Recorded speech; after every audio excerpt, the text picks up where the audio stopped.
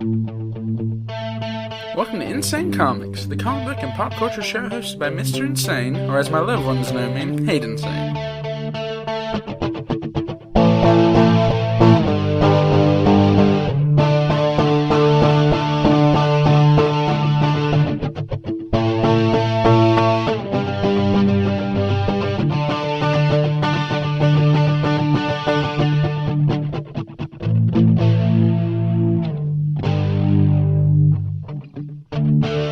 Thank you so much for tuning in today, guys. Hope everyone's week is going well, or as well as can be.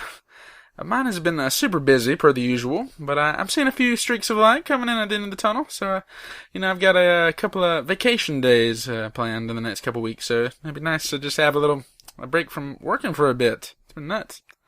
I finally started updating my infrequently produced comic strip, Inept Odyssey, which has been pure joy. You can read that on ineptodyssey.com, Facebook, Instagram, or along with all of my other output, like this very Ensayne Comics feed you're listening to right now, on my site, haidensayne.net. That's HAIDENSAYNE.net, brothers and sisters. IO has always been a fun creative outlet for me, but sadly I do let other things get in the way quite regularly. The goal right now is to put out at least 3 to 5 strips a week, so hopefully it will come out much more consistently than it has in the past. I also finally got around to reading the previous book club selection of Stars and S.T.R.I.P.E. by Johns and Motor. Thanks again for bearing with me with my .5 episode last week, which I guess going forward will actually be a format for any weeks that I neglect the book club reading or when other disasters occur, which they often do. Hopefully those will be few and far between, but at least I'll have a little cushion for myself to at least release something instead of skipping days like I have with other projects. Today, in addition to talking a bit about Stars and S.T.R.I.P.E., we've got some film, TV, and video game updates to discuss, but let's go ahead and get started with this week's new release picks.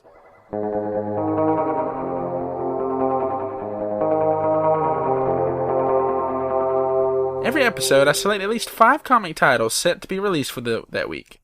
At the time of recording, I have not read any of the books, so I'm not reviewing them, but they have grabbed my attention for some reason or another, and I'm suggesting them based solely on my initial interest. We're also in the 3rd week of Free Comic Book Summer, so I will include those offerings at the end. First up, Bleed Them Dry, number 2, published by Vault Comics, art by Dike Ruan, and written by Hiroshi Koizumi and Elliot Rahal. So I quite enjoyed that first issue of this series, which is set in the distant future in a world where vampires have become a big part of society. The subtitle of this series is A Ninja Vampire Tale, which is what drew me in from the start. With this issue, it looks like that ninja part of that promise will be getting injected into the story, so really interested to see that. The summary for this book also teases the possibility that the main protagonist, who's a human, might be converted into a vampire in this story. Really dope concept and world, and gorgeous art in the first issue, so I'll be glad to continue this story. Not as blood-soaked, but still heart-related. From Action Lab, we have Sasquatch in Love, number 1. Written by Jason Nutt, and drawn by Alex Vivallo. Or Vivallo, perhaps. This story sounds super fun, and stars Holden, who is the last Sasquatch on Earth, who happens to fall in love with a filmmaker producing a Bigfoot documentary. Enough said. I love the Sasquatch myth, and this sounds like an awesome take on it. Next up, X Factor number 1, written by Leah Williams, art by David Baldion, and published, of course, by Marvel Comics. Now, I haven't been reading the new X-Men stuff, even though I'm a huge fan of Jonathan Hickman. He's awesome. I really appreciate what he does with superhero stories. So, I'm not really knowledgeable about this whole mutant resurrection thing that's been going on, but the surface idea does sound pretty neat. Now, what grabbed my attention with this book, X Factor, was the character lineup on this thing is this cool Ivan Sharvin cover. Features Dakin, I can never know how to pronounce that. Polaris, Prestige, Eye-Boy, Prodigy, and Northstar. I've not been yet acquainted with Prodigy or Eye-Boy, but I enjoyed the other 4, 3 of which are children of Big X characters, Wolverine, Magneto. If that still holds true, I'm not sure if Polaris is still his daughter. They changed a couple others. And then, was it Prestige? I get Prestige and I know Rachel Summers is who it is. I believe she's Prestige. Maybe she's Prodigy. I mean, that's the other guy that's on there. They're the children of she's the child of Cyclops and Jean Grey from the future. apparently they'll be investigating mutant deaths and carrying out these the resurrection protocols. I guess they're going to decide when and how or if somebody should be resurrected. Very cool. Now, I've enjoyed X Factor in the past, especially when Peter David initially turned them into an investigative team. So I'm on board with this. Give it to me.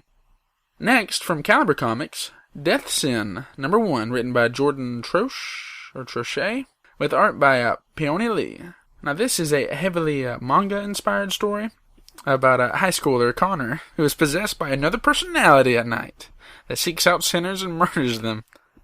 Connor also has to actually witness these people being tortured in hell. That's crazy. Honestly, that alone wouldn't really pique my interest. It kind of sounds a little bit like Death Note with maybe some bleach or something else kind of thrown in there. But Connor wears an eye patch. I just love that aesthetic in characters. It kind of gets my attention. So, ask me about Nick Fury, Big Boss, or my own character Ian sometime.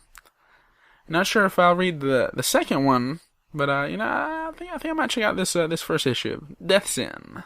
Now, my last two picks, at least from my understanding, are both one-shot comics. And I'm a big fan of that style of comic storytelling. I'm always happy to explore more. So, this is what these are. First up, An Assassin in a Haunted House by Sean McNulty and Catherine DeBoy. This one is about a fugitive hiding from the law in an old, rundown house where he must survive against the ghost of 4 killers. And I think horror really lends itself well to short story formats, especially in comics. Look no further than the old EC comic stuff like Tales from the Crypt. Their stories were around 6 to 8 pages, at least the ones I've read. An Assassin in a Haunted House, that's in great company. So, really interested in that. Finally, from Source Point Press, Parallel by Jason Douglas and Adam Ferris. This one sounds really neat as it's about a guy having a terrible go at life, depression, heartache, very analogous to somebody I know, somebody in this room. The whole nine. Things change, however, when he meets an alternate version of himself, offering a way out of this kind of life. Now, I have to admit, I'm currently working on a prose story that, goes about a little differently, but ultimately is also about a guy in a terrible position learning about an alternate universe version of himself. So, as such, I'm not planning to read this, at least not until my story is done, or possibly even published. So, just so it doesn't influence me in any way. But that being said, it seems like a cool tale, and I definitely will be reading it one day. Hopefully. We'll see. So that does it for my choices. Here are the Free Comic Book Day. Excuse me. That's crazy. Free Comic Book Summer, of course, offerings for the week. From Archie Comics, Archie Blue Ribbon Presents by Michael, I imagine that's how you say his name. Micol. Astoy, James L. Rotante, Thomas Patilli, and Brittany Williams. Now, this one features 2 stories, one Riverdale and the other Betty and Veronica.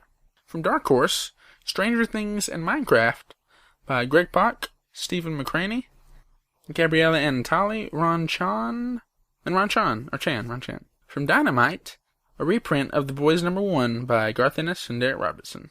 From Golden Apple Books, the Richard Fairgray Monster Showcase by Richard Fairgray. From Random House Graphic, Stepping Stones and Max in the Midnights by Lucy Nisley, and Lincoln Pierce. And finally, from DC Comics, which I was convinced with their move from Diamond would not be a part of Free Comic Book Summer, so that's very interesting. With that, we have Batman Overdrive, Once Upon a Crime, a flip book by Shea Fonte, never know how to say her first name, Derek Fridolf, Marcelo de Chiare, and Dustin Nagyan. Which sounds fun with those creators. I really enjoy Nagyan and Fontana, so that'll be interesting to see. So we actually had 6 this time. In the first 2 weeks, we had 5 Free Comic Summer offerings. So be sure to go get you a free comic this week. Now, how about some news?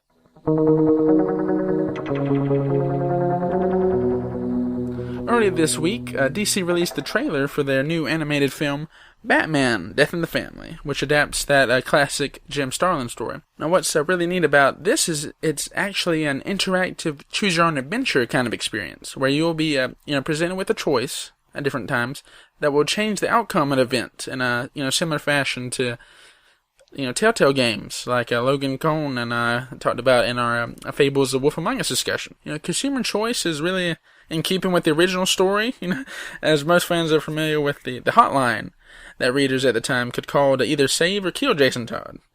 We know what their choice was. One more neat aspect is that a few of the cast members of Batman Under the Red Hood, which is kind of the sequel to that story, they will be reprising their roles in this experience. That's very neat stuff. In live-action movie news, Snake Eyes, G.I. Joe Origins, has been delayed from its original October release to 2021.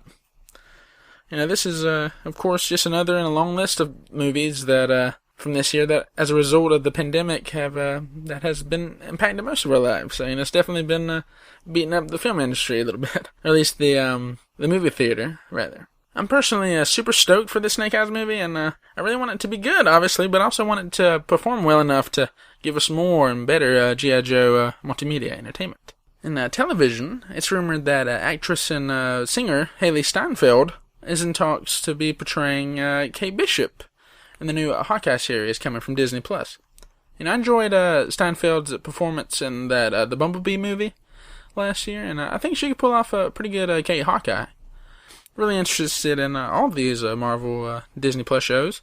If Mandalorian was any indication of things to come, I think we're in good hands with that. So, I believe Falcon and Winter Soldier, that Falcon and Winter Soldier show is coming out just next month, and I'm awfully excited for that show. Really stoked to see John Walker and Zemo. Maybe one day we can see Daredevil and those Netflix characters in some capacity. There's a rumor that Matt Murdock might be in the next Spider-Man film. And I'm holding out hope that's, however unlikely that is, I'm really hoping that comes to pass, because that'd be awesome. Make it happen, corporate overlords. Now, this one isn't comic related, but y'all know how much I love Halo, so I have to make some time for that. On July 23rd, Microsoft and Xbox released their game showcase of their first-party games, slated to be released on the new Xbox Series X, and many of them on last gen's Xbox One as well. And the first title they showed us was gameplay footage for the highly anticipated and long-awaited Halo Infinite. And what's so neat about this is it really, to me, it feels like developer 343 Industries put a bunch of stuff from past games and put it in a blender to make a super, super tasty shake. And I mean, you got a game world map similar to ODST if you ever played that. The return of equipment similar to Halo 3. An assault rifle design from Reach, my least favorite, sadly, but that's cool. And the shooting style of Halo 5. And a massively expanded take on the open environments from Halo Combat Evolved, which was the very first game, almost 20 years ago. No word yet on a multiplayer beta, but, 343 said in the past that future Halo games would come with some form of beta or flight. But from what they've said so far, a public beta isn't looking very promising. So fingers crossed. They also haven't announced any new Halo comics at this time. Right now the only extra media stuff in the works is for this game is the prequel Shadows of Reach, which is a novel by a repeat Halo writer Troy Denning, and that TV show that's been in the works for years. So who knows when and if we'll ever see that thing. One huge criticism of the previous game to Infinite, Halo 5 Guardians, was that it seemed to require a bunch of expanded lore knowledge to understand. I don't really agree with that exactly, just because that, yes, you would have to have at least some prior knowledge on various Spartan supporting characters, but I consumed a lot of that stuff and still didn't enjoy most of that narrative, so I don't know if it really helped or hurt. This time they're doing their best to create a fresh start for the series that will be analogous to that first time, we played Halo CE. So anybody can play Infinite without having read any books, comics, or even played any past Halo games. I think that's a great idea, really nice. Now, having said that, I do hope they at least have some neat stuff for long-time lore fans to enjoy. And, I'm always up for Halo comics, so just give me that. Alright, that'll do it for this week's news. Stick around for the book club discussion of Stars and S.T.R.I.P.E.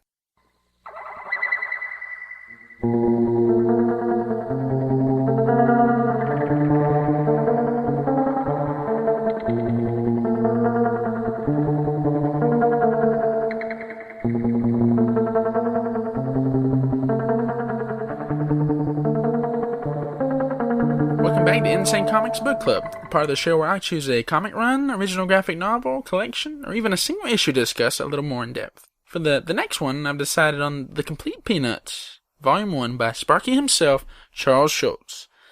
Published by Fantagraphics, which collects this classic daily strip from 1950 to 1952. Now, I don't expect you to read 2.5 to 3 years of a comic strip, although I wouldn't persuade you not to either, so... but I'm going to be picking out some of my favorites from this era, and probably end up talking about the whole Peanuts empire.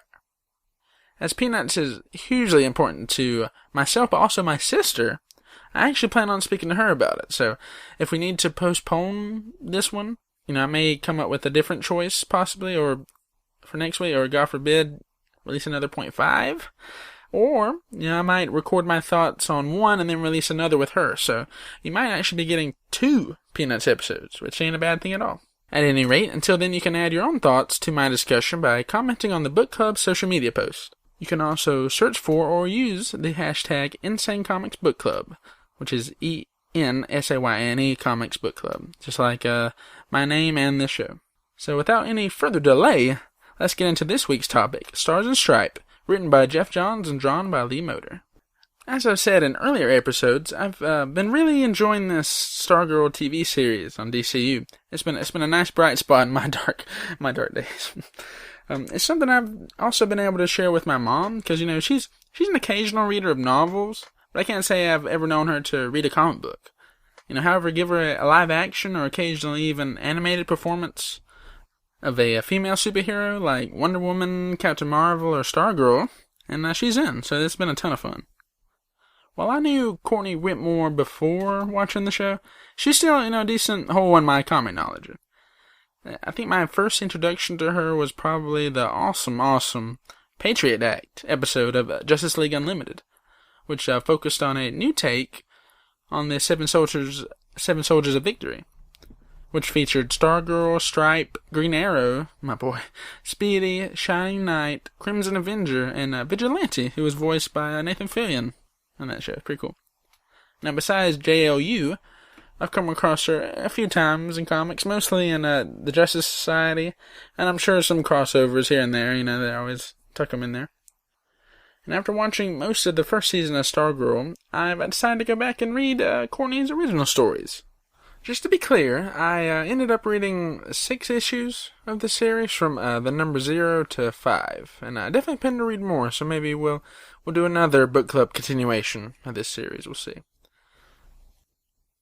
The first thing that popped out to me on this journey to learn more about Stargirl is the fact that Stargirl is actually not in this book, my friends. At this time, Courtney Whitmore originally goes by Sylvester Pemberton's old name, Star Spangled Kid. Actually, from my understanding, she doesn't actually get that Stargirl moniker for a few years after the series, actually. I believe in JSA All-Stars. I haven't read that, so... There's one funny panel where Courtney's friend, I forget her name, is suggesting superhero names for her, and one of them is Stargirl. And Courtney shuts it down with, do I look like a Stargirl? Pretty good stuff. At this time, she's also using the Cosmic Converter belt instead of the Cosmic Staff. She's not flying, but she's, kind of like jumping around really agile like Captain America or somebody, Black Panther. It's almost like Superman's progression from, leaping tall buildings to soaring in the sky. Now, I get a little confused on the history of who has had the staff or belt at which time in history. It's kind of... I know Ted Knight made the original staff and then lent it to Sylvester Pemberton. And eventually Ted's son Jack gets it, who himself inevitably passes it on to Courtney.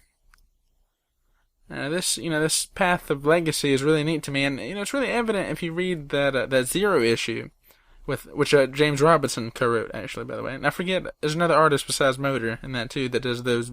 I guess he does the flashbacks. But that gives you some history on the JSA and the Seven Soldiers. Much like the TV series we're getting now, Stars and S.T.R.I.P.E also has deep ties to the greater DC universe. Obviously, Star Spangled Kid and Pat Dugan, Stripe, see, are heavily connected to the Justice Society. But there's also some cameos from great characters like Solomon Grundy, Young Justice, and the Marvel family. You know, Captain Marvel, Mary Marvel, and Captain Marvel Jr., or how he's called in this, is CM3. Which is cool because, you know, he can't say, if he says his whole deal, I think he got his powers from Captain Marvel, Billy Batson's Captain Marvel. And so, you know, everybody else says Shazam to get their powers, so he has to say Captain Marvel, and saying Captain Marvel Jr., you know, just saying his name doesn't work, so, which is eventually going to be a problem in the, you know, the new stuff with, I would imagine, the new stuff with Shazam. You know, because, you know, he's always Captain Marvel, so he can't, you know, hi, my name is Shazam, boom, and he changes, so, I don't know what they're going to do with that. Off topic, anyway. And not to mention, you know, they brought in, Jeff and company, brought in a seldom used Bronze Age character like a Dragon King, who's also in the show now. And also setting it in Blue Valley, which is the home of Wally West, who is the best Flash, Kid Flash. Of course, I can't go much further talking about this series without mentioning Lee Moder's beautiful artwork. You know, it's a little more stylized, or dare I say, cartoony, than most superhero comics.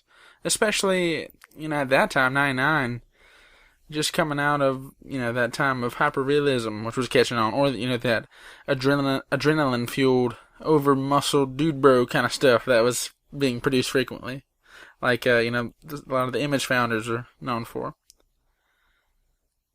I think Moder's art really works great with the kind of stories they're telling. I mean, you've got a fun but brash high schooler, clone ninjas, a living paint monster, or something like that, whatever he is. I forget that character's name. Pretty cool. And, you know, a mix of new and classic DC heroes. So I think it lends itself very nicely to this kind of style. Honestly, you know, some people might use cartoony as a negative criticism. But, you know, I love it so much, personally. Just like, you know, I love Alex Ross's, you know, his realistic stuff. You know, I also like the surreal work of guys like Dave McKean. Or, you know, the stuff like, you know, Michael Allred. You know, the variety is just one of many beautiful aspects of this medium, and I'm glad to embrace it. The storytelling of these books are great, too, especially when you consider that, you know, these were some of Jeff Johns' earliest professional comics. The only downside to me is how quickly this series splinters off into other series. You know, by around the third or fourth issue, it's already making references to moments in other titles like JSA, or begins multi-part stories that tie into other comics. You know, I get the allure of that from a shared universe storytelling standpoint, as well as the money-making strategy that it is. But personally, I enjoy more self-contained stories with the series, at least for the first, you know, few issues. This went pretty quickly. That being said, you know, I have and still do enjoy many comic series that do that, so I probably don't even know what I'm talking about. Of course I don't. Also, if you don't know this part, I really appreciate that Courtney, you know, Star Spangled Kid, Stargirl, was actually named after Jeff Johns' sister, who was tragically killed on 9/11. Now, I would definitely point you to his interview with John Suntress on Word Balloon, where he speaks about that in his own words. He may have in other areas too, but that's where I've heard it the most. So definitely go listen to that. Overall, you know, I'm really digging this book, and I definitely hope to read more. Although I mentioned to get back to reading later JSA stories with her, but we'll see how I hold up. You know, there's a ton to enjoy here. You know, if you love beautiful art, fun characters, and, you know, the DC universe, I think you owe it to yourself to pick it up. At least a couple of these back issues. Especially if you're liking the TV series. You know, it's very similar. It's not the exact same thing, of course, but, you know, you have the co-creator of the comic is maybe the sole creator of the TV show. I can't remember who else is involved. You know, so that's a lot of similarities to this, and you know, tone and the characters used and stuff. So definitely read this. When you're done there, you know, I also gotta recommend the JSA stuff that Johns did with Goyer and eventually on his own, and that features her heavily as well. Well, readers, thanks for joining me for this fun trip. Next week, we'll be discussing the first couple years of Peanuts, and probably the whole franchise, to be honest. And don't forget to add your thoughts to the conversation by searching for my Ensayne Comics Book Club post or using that hashtag yourself. Alright, until next time, friends, thanks for listening, and I hope you listen again.